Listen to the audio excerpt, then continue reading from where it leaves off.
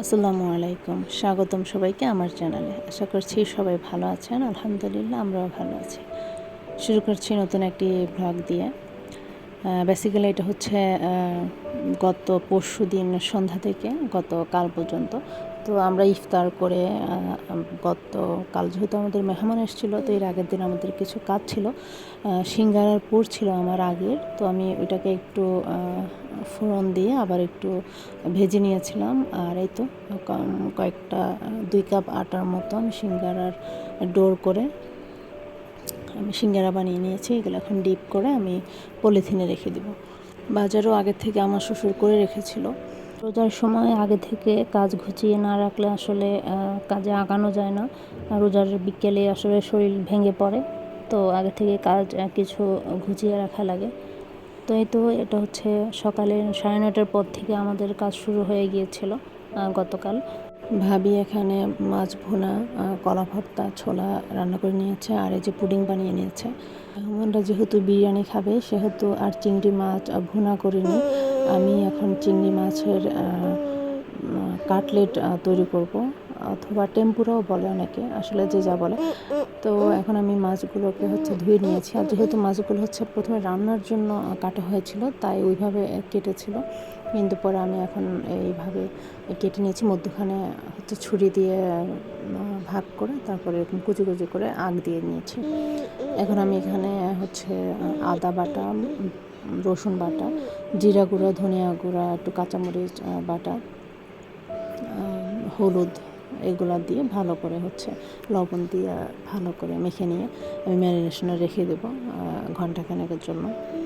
এই কাটলেট আমি আগে কখনো বানাইনি, এই প্রথম বানিয়েছিলাম। তো আলহামদুলিল্লাহ খেতে ভালোই হয়েছে। তো এই যে ম্যারিনেশন, এটা অনেকটাই চিকেন ফ্রাই ভাজার মতোই।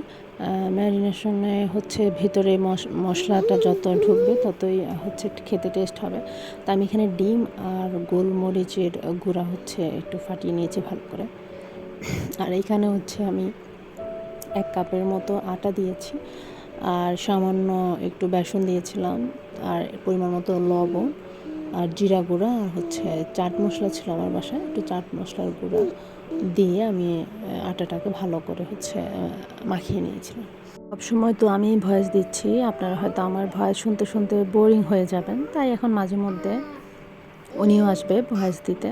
তো শুনুন উনি কি বলতেছে আপনাদের সাথে।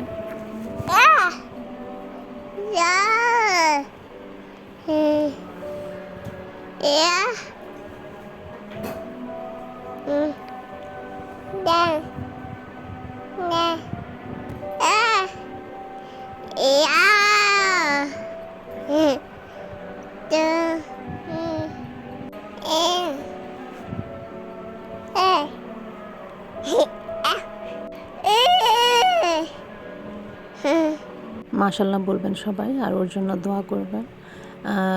আমি ভয়েস দিচ্ছিলাম আর ও আমার পাশেই ছিল। হঠাৎ আমার হাত থেকে ফোন নিয়ে ও কানে নিয়ে কারোর সাথে কথা বলছে এমন ভাব করছিল। তো আমারও তখন রেকর্ডিং অন ছিল।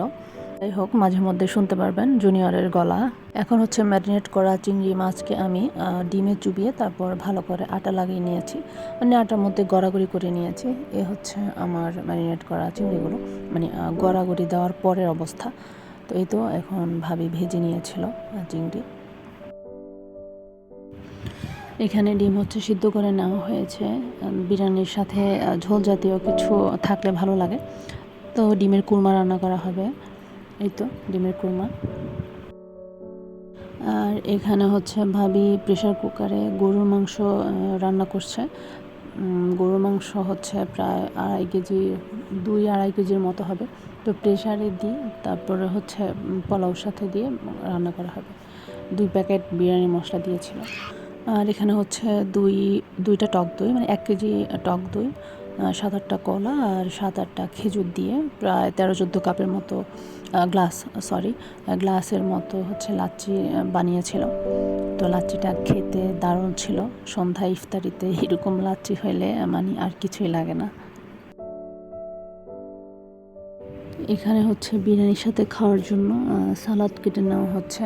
ইফতারির সাথে চাকচাক করে কাটা, আর বিরিয়ানির সাথে কুচি করে কাটা। আর দেখেন আমার ছেলে হচ্ছে কাটাকুটির মাঝে ওর বল চলে আসে, ও হচ্ছে খেলাধুলা করতেছিল।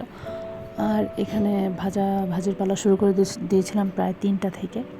এই যে পেঁয়াজু ভেজে নিয়েছিল, বেগুনি আলু চপ ভাবি ভেজে নিয়েছিল।